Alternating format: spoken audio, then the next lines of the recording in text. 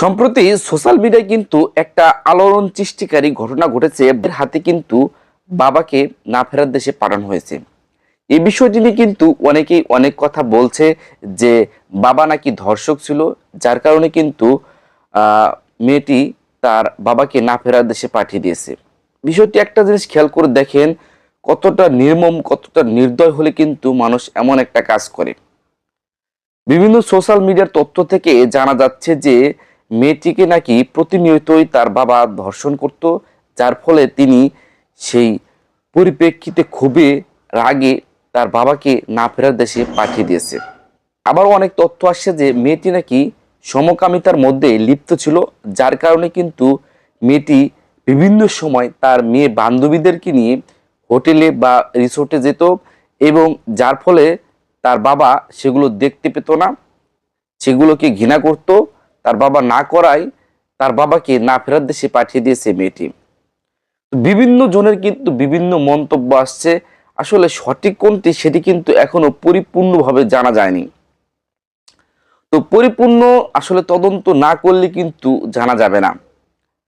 তো আমি মনে করি এই আমাদের মতে এই বিভিন্ন রকমের পর্যালোচনা না করে সঠিক তথ্যটা বের করে আসলে কিন্তু এর অবশ্যই সুরাহা করা উচিত। তো আপনি দুটি পয়েন্ট যেটি রয়েছে যে বাবা ধর্ষক, আবার আরেকটি পয়েন্ট রয়েছে যে মেয়ে হচ্ছে সমকামিতার মধ্যে লিপ্ত, কোনোটাই কিন্তু আপনি ফেলতে পারবেন না। দুটোই কিন্তু পয়েন্ট অতি গুরুত্বপূর্ণ সহকারে আমি বলবো আইনের যে লোক রয়েছে তারা কিন্তু বিষয়টি তদারকি করবেন। কারণ হলো একটা মিস্টেক হলে কিন্তু বাবা হয়ে যাবে আসলে সবার কাছে অপরাধী, এবং আরেকটা মিস্টেক হলে কিন্তু মেয়ে হয়ে যাবে সবার কাছে অপরাধী। মেয়ে তো অলরেডি অপরাধ করে ফেলেছে, যদি তিনি নিজের হাতে আইন তুলে নিয়েছে, এতে করে তিনি কিন্তু অপরাধী অলরেডি হয়ে গেছে।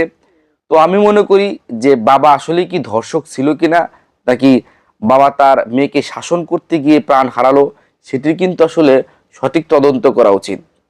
তো আমাদের সোশ্যাল মিডিয়ায় কিন্তু অল্প একটু হলে তার বেশি আমরা বলে ফেলি, যার কারণে কিন্তু আমরা কোনো কিছুই সঠিকভাবে বুঝতে পারি না। কারণ দেখেন, দুইটা তথ্য কিন্তু কনফিউশন করে মাথা আউলি দিয়েছে।